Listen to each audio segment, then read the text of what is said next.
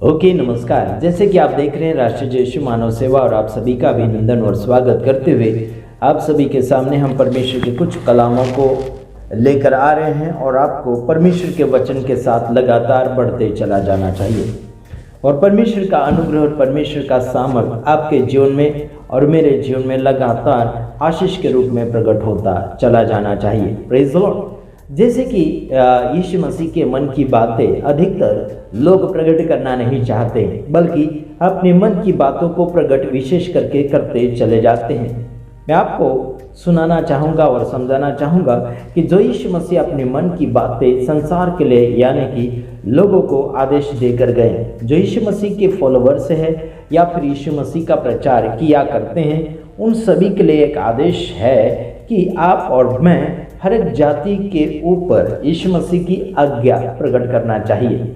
लेकिन आज लोग यीशु मसीह की आज्ञा नहीं प्रकट करते बल्कि अपनी खुद की आज्ञा को प्रकट करते चले जाते हैं। तो आइए हम कुछ वचनों के द्वारा आपसे बातचीत करना चाहेंगे। इससे पहले कुछ बातें आपके सामने कहना चाहूँगा।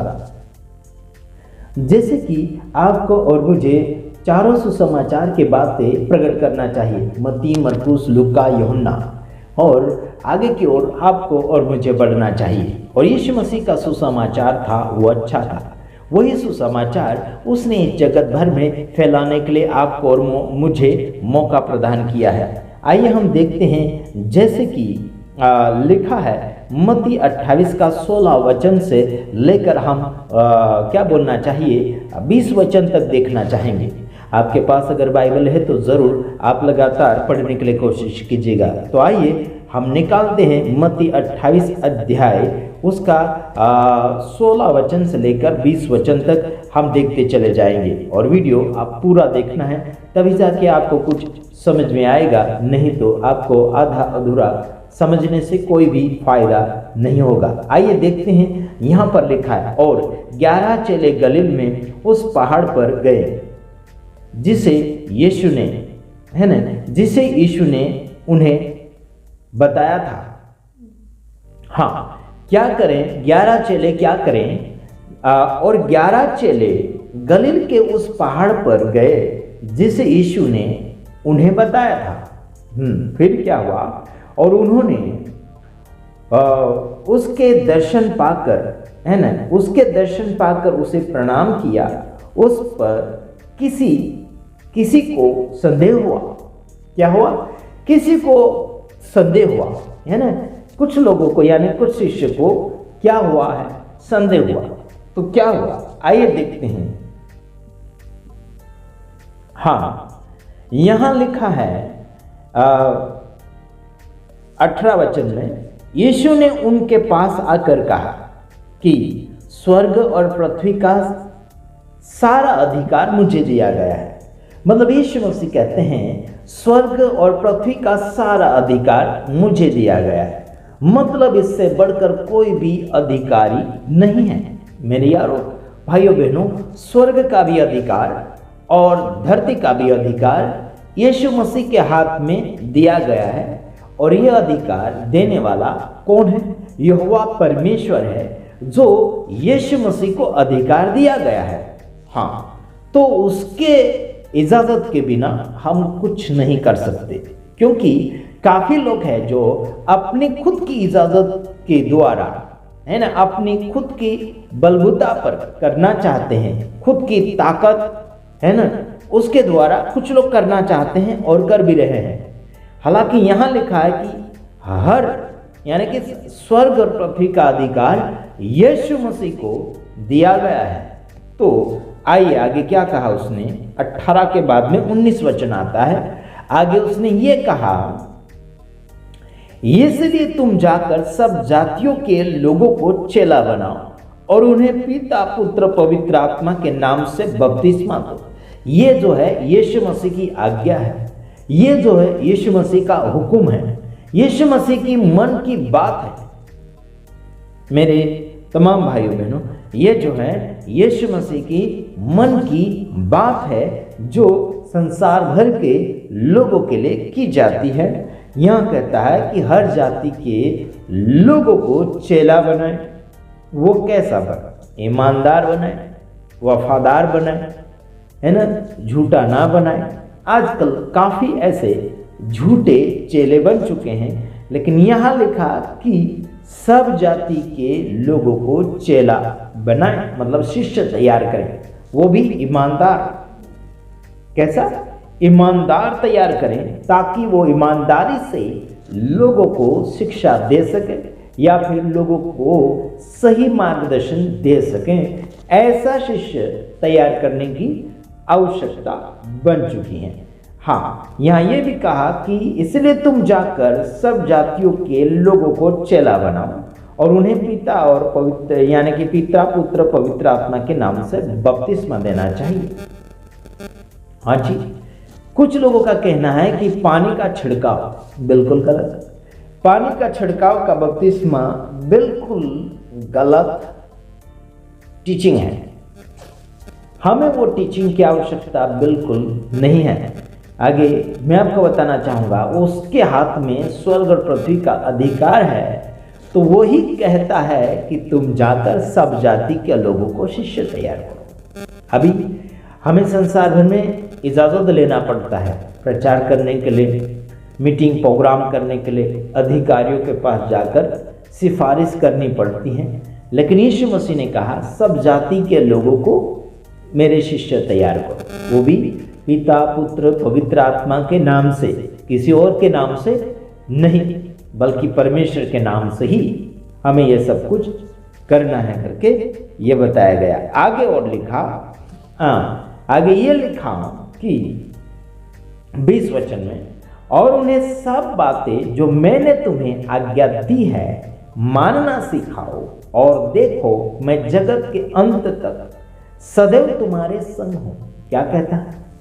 जो बातें यीशु मसीह ने सिखाई थी, वही बातें, वही आज्ञा क्या करें? लोगों को सिखाएं। बल्कि आज लोग यीशु मसीह की मन की बातें छोड़ दिया है और अपनी मन की बातें और अपनी स्वच्छता का नियम सिखा रहे हैं। लीडर क्या सिखा रहा है, स्वच्छता क्या सिखा रहा है ना, धर्म क्या सिखा रहा है, उस हिसाब से लोग सिखा रहे हैं चेलों को। ये बिल्कुल सरासर गलत। और हमें तो यीशु मसीह की मन की बातें सिखाना है, जो यीशु मसीह ने कहा है, जो बोला है वो सिखाना है।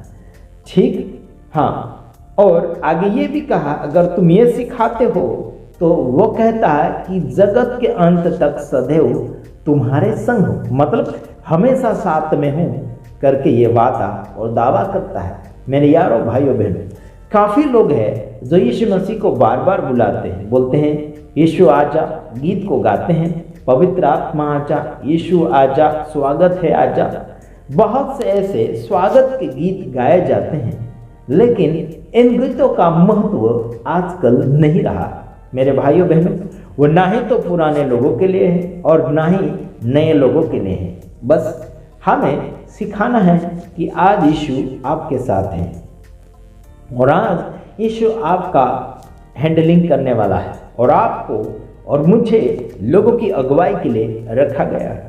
मेरे भाइयों बहनों, आप लोगों की अगुवाई और उनकी सुधिया कैसे कर रहे हैं, उन्हें हैंडलिंग कैसे कर रहे हैं, उनकी अगुवाई कैसे कर रहे हैं, आप किस रीति से लोगों को सही मार्गदर्शन में ले जा रहे हैं, वो आपका फर्ज बनता है। आपकी जवाबदारी है यीशु मसीह की आज्ञा सिखाना है, यीशु मसीह की बातें सिखाना है, वो आपकी जवाबदारी है यार। तो सदैव यानी कि हमेशा यीशु मसीह आपके और मेरे साथ हैं। आपको जिस भाषा में प्रचार आता है वही भाषा में आप प्रचार कीजिए, और जिस जातियों में आप जाते हैं उस जाति की भाषा भी आपको आनी चाहिए, और अगर नहीं आती है तो कोई अनुवाद लेकर जाओ। जब तक आप वो भाषा को सीख नहीं लेते हैं तब तक आपके साथ वो भाषा का अनुवादक साथ में होना चाहिए, वरना आप ना समझ वाली भाषा में अगर वहाँ पर प्रचार करोगे तो आपको कोई भी फायदा नहीं होगा और सुनने वालों को भी फायदा नहीं होगा। आपका प्रचार खाली खाली चला जाएगा और लोगों का भी सुना हुआ फालतू का गिना जाएगा, है ना। ना समझगी लोगों के जीवन में कोई भी प्रकार का फायदा नहीं लाता है। इसीलिए कहता हूँ कि समझदारी की बातें कीजिए और उसमें अनुवाद भी होना चाहिए। जिस भाषा का प्रचार आप कर रहे हैं, यानी कि जिस भाषा में आप प्रचार कर रहे हैं, उस भाषा को लोग समझना चाहिए। अगर नहीं समझते हैं, उसका अनुवादक, उस भाषा का अनुवादक जरूर आपकी संगति में होना चाहिए। अगर नहीं है तो आपको उस भाषा में प्रचार, है ना, प्रकट करना ही नहीं आता, तो आपको चुपचाप रहना होगा या फिर उस भाषा को आप सीख लेना चाहिए, वरना आप बस टाइम पास के सेवक सेविका बनते चले जाएंगे। और साथ ही साथ भाषा जो भी लोग वो समझ रहे हैं वही भाषा अब वहाँ पर प्रकट कीजिए, वरना आप कहोगे कि हम तो स्वर्गीय भाषा बोलते हैं, है ना, आप कहोगे कि हम तो स्वर्गीय भाषा, यानी कि स्वर्गीय भाषा बोलते हैं, आइए सब लोग बोलते हैं, आओ सब मिलकर बोलो। ऐसे करके आप बोलोगे लोगों को, तो उन्हें ना ही तो समझ में आता है और ना ही बोलना आता है, तो जानबूझकर डाबाडोबी करवाओगे, 12-12 तीरी करवाओगे, तो वो लोग ना समझ हो जाएंगे। तो इसीलिए कहता हूँ, जो भी भाषा आप बोलते हैं, कहाँ की भी भाषा आप बोलते हैं, चाहे स्वर्ग की बोलो या धरती की बोलो, कहाँ की भी भाषा बोलो, बल्कि उसका अनुवाद लाओ, तो ही आपको फायदा होगा।